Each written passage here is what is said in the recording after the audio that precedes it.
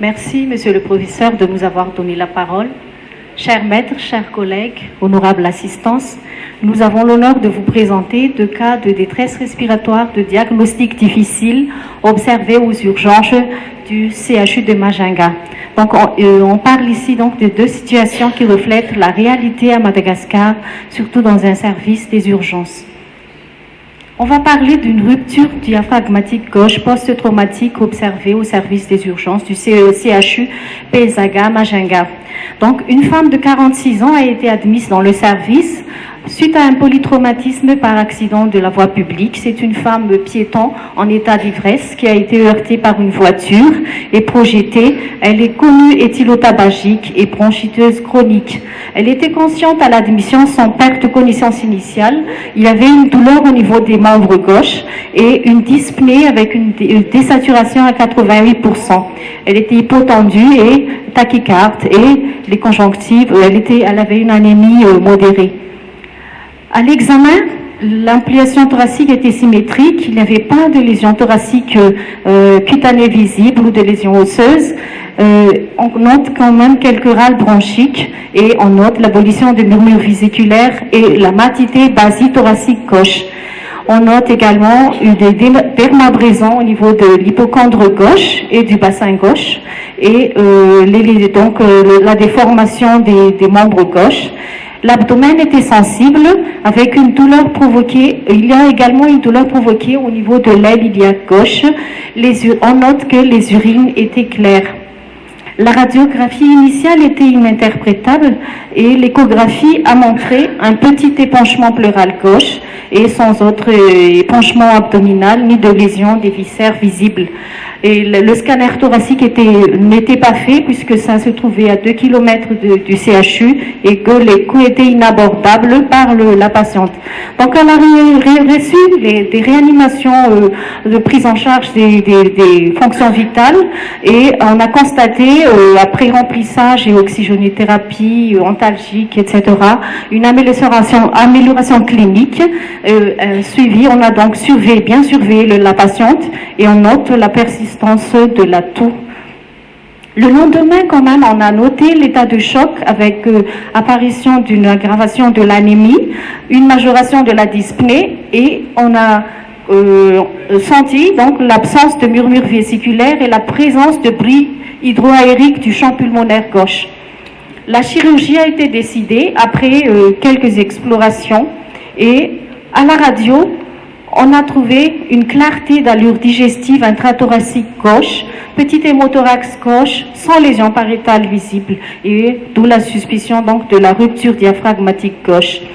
La radiographie a également montré donc les lésions au niveau des membres et de l'os iliaque gauche, et l'échographie, la deuxième échographie a montré la suspicion de présence dense digestive dans la loge pulmonaire, l'épanchement liquidien intra-abdominal cette fois-ci, et le diagnostic n'a été confirmé qu'à la laparotomie où on a donc retrouvé la perforation diaphragmatique et également l'importance des lésions au niveau abdominal avec hémopéritoine, lésions au niveau du côlon, vessie, secom et une plaie splénique.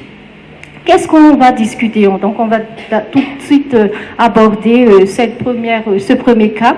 Donc, cette patiente a un traumatisme thoraco-abdominal et pelvien fermé et c'est toujours donc dans les situations de traumatisme sévère qu'on retrouve la rupture diaphragmatique. L'incidence des ruptures diaphragmatiques chez les patients admis à l'hôpital pour traumatisme fermé est à peu près à 1%. Et la rupture diaphragmatique accompagne 7% des traumatismes du thorax et 22% des traumatismes thoraco-abdominaux. Et elle existe chez 3 à 5% des patients traumatisés. Concernant les lésions, fréquemment les lésions sont surtout thoraciques avec des lésions pulmonaires ou pariétales, etc. Et pour cette patiente, on a noté donc la présence plutôt de lésions abdominales importantes qui normalement dans les études de multicentriques se retrouvent à 73%. Et concernant la localisation de la rupture diaphragmatique, 65 à 80% des cas, c'est toujours une rupture à gauche.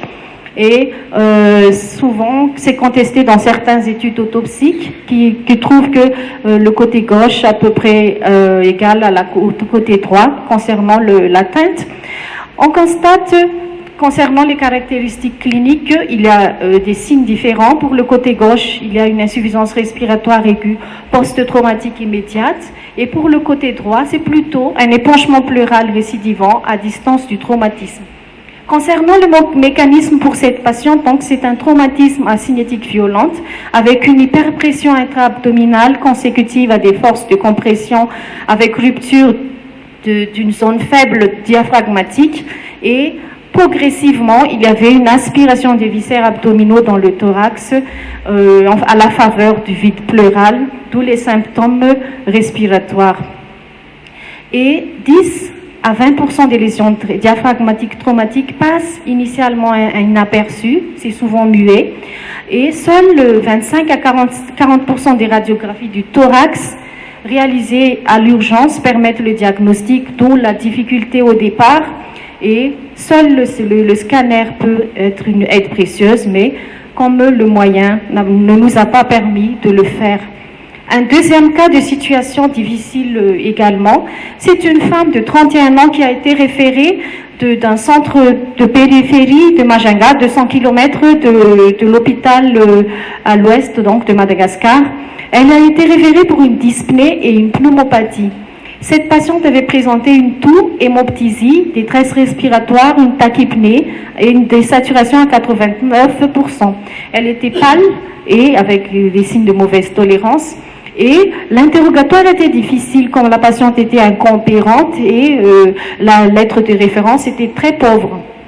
On a quand même recherché dans le carnet et la famille aussi, on a interrogé et on a pu recueillir quand même quelques antécédents.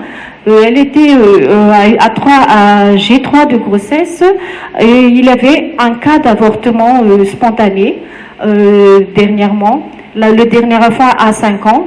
Elle avait une toux chronique, une métrorragie minime de 4 mois et on a consulté le carnet. Qu'est-ce qu'on a trouvé? Elle avait donc un curetage utérin sur une grossesse molaire. Et il n'y avait pas de suivi ni de traitement spécifique et la patiente ne savait pas l'affection qui est en elle. On a à l'examen les poumons, il y a des râles crépitants diffuses et effectivement comme il y a les problèmes gynécologiques, donc on a constaté un utérus augmenté de volume, dur, indolore, peu mobilisable, un saignement d'origine endo-utérin, un col normal et effectivement on a recherché d'autres anomalies gynéco et donc les seins étaient normaux et vu la situation, un dosage qualitatif du bêta de l'hormone gonadotrophique était revenu positif. Elle était anémiée à 23 grammes par litre et l'examen du crachat était négatif. À la radio, voilà donc les surprises des urgences, multiple opacité parenchymateuse bilatérale, une image qui pourrait être donc un lâcher de ballon. À l'échographie, donc on a complété foie nodulaire à bord irrégulier en faveur du métastase, épanchement pleural et intra-abdominal, et l'examen de l'utérus a donc montré le choriocarcinome, l'image en nid d'abeille intra-utérin. Qu'est-ce qu'on en discute? Donc le mole udatiforme se retrouve chez 1 à 3 grossesses pour 1000 et elle dégénère dans 10 à 20% lorsqu'il s'agit donc d'une mole udatiforme complète. Et 2 cas pour le choriocarcinome, 2 cas sur 59 moles udatiformes a été retrouvé en Arabie et à Madagascar, 2 cas sur 46 moles udatiformes. Les signes révélateurs est souvent relevé par une métastase et le poumon était le premier site métastatique suivi du vagin, du pelvis, du cerveau et du foie et le diagnostic est donc suspecté devant une femme qui présente des manifestations thoraciques par la découverte de métastases pulmonaires chez une femme en période d'activité génitale. Donc il faut toujours doser le bêta-HCG chez ces femmes. Notre patiente au début, les symptômes étaient trompeur, avec la prédominance des signes respiratoires, et également l'insuffisance de renseignements dans la lettre référence. Et la grossesse molaire semblerait être négligée. La clinique et la radiologie peuvent simuler une pneumonie, d'où le motif de référence. Tout hémoptysie, douleur thoracique, état subfébrile peut passer pendant quelques mois, le premier symptôme respiratoire. Il y a également des formes cliniques plus discrètes par une toux persistante, et il y a des formes qui apparaissent même au-delà de l'accouchement, fièvre, hémoptysie et même une douleur thoracique.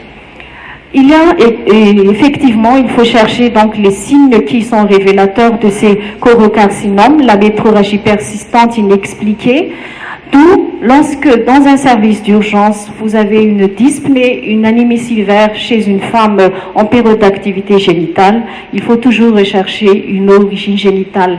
Cette femme a une classification 4 de stade de Figo et au-delà de 9 dans le score de l'OMS, d'où elle a une tumeur à haut grade. Qu'est-ce qu'on en conclut par rapport à ces deux situations cliniques? Aux urgences, il faut toujours prendre en charge les priorités vitales, mais l'identification des causes est souvent retardée. Pour une rupture diaphragmatique, elle passe parfois initialement muette et l'évolution est imprévisible. Pour le choriocarcinome, c'est une patiente retrouvée dans un stade avancé de sa maladie, d'où l'importance du suivi et de l'information de la patiente. Dans ces deux situations, les symptômes respiratoires étaient prédominants, mais n'étaient pas spécifiques. Et de même, la radiographie thoracique n'était pas spécifique. Et nous voyons nos difficultés donc face à cette situation devant les plateaux techniques qui est insuffisant. Et on constate également dans ces deux cas cliniques que l'affection respiratoire implique plusieurs disciplines médicales. Nous vous remercions de votre attention. Nous vous remercions, Dr. Sabane Djeni.